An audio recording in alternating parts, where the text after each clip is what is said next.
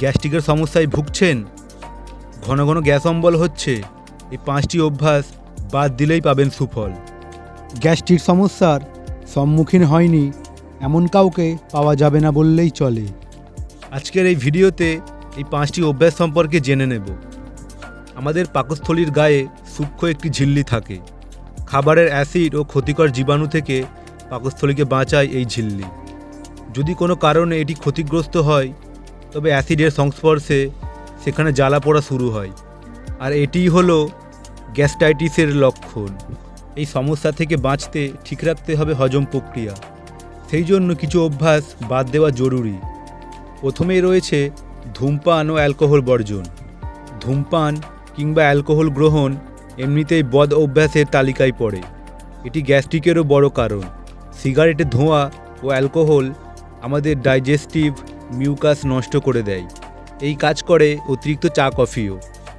ঝাল, আদা, সরিষা কিংবা চিনি জাতীয় খাবার বেশি খেলেও একই ক্ষতি হয়। তাই খাবারের তালিকা থেকে এদের বাদ দিতে হবে, আনতে হবে নিয়ন্ত্রণ। 2 নম্বরে রয়েছে খাবারের অনিয়ম। গ্যাস্ট্রিক থেকে বাঁচতে চাইলে খাবারে কোনো ধরনের অনিয়ম করা যাবে না। খেতে হবে নির্দিষ্ট সময়ে, নির্দিষ্ট পরিমাপে। গবেষকদের মতে সুস্থ থাকার জন্য আমাদের অল্প করে 5 বেলা খাওয়া উচিত।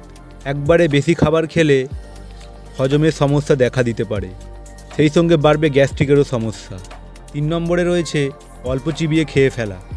অনেকেই আছেন যারা তাড়াহুড়ো করে খাবার খান। দ্রুত খাবার খাওয়া কোনো কাজের কথা নয়। আপনি যদি ভালোভাবে না চিবিয়ে খাবার খেয়ে ফেলেন তবে পাকস্থলীর ওপর চাপ বাড়বে, সেখানে দেখা যাবে গ্যাস্ট্রিকের সমস্যা। তাই খাওয়ার সময় কথা বলা কিংবা অন্য যে কোনো কাজ করা থেকে বিরত থাকুন। 4 নম্বরে রয়েছে একসঙ্গে অনেক ধরনের খাবার খাওয়া। একসঙ্গে অনেক ধরনের খাবার সাজিয়ে খেতে বসেন। এই অভ্যাস আপনার গ্যাস্ট্রিকের সমস্যার জন্য যথেষ্ট। অনেকে আবার খাবারের সঙ্গে সঙ্গে ফল খান, এটিও বাদ দিতে হবে। মূল খাবার এবং ফল খাওয়ার মধ্যে অন্তত আধা ঘন্টার বিরতি দেওয়া উচিত। সবচেয়ে ভালো হয় সকাল ও দুপুর কিংবা দুপুর ও রাতের খাবারের মাঝের সময়ে ফল খেলে। 5 নম্বরে রয়েছে খাবারের পরপরই জল পান করা। জল ছাড়া খাবার খেতেই পারেন না অনেকে। 1 লোকমা খাবার তো 1 ঢোক জল, এমন অভ্যাস থাকলে আজই বাদ দিন। খাবারের সঙ্গে সঙ্গে জল পান করতে থাকলে তা গ্যাস্ট্রিক ডেকে আনে।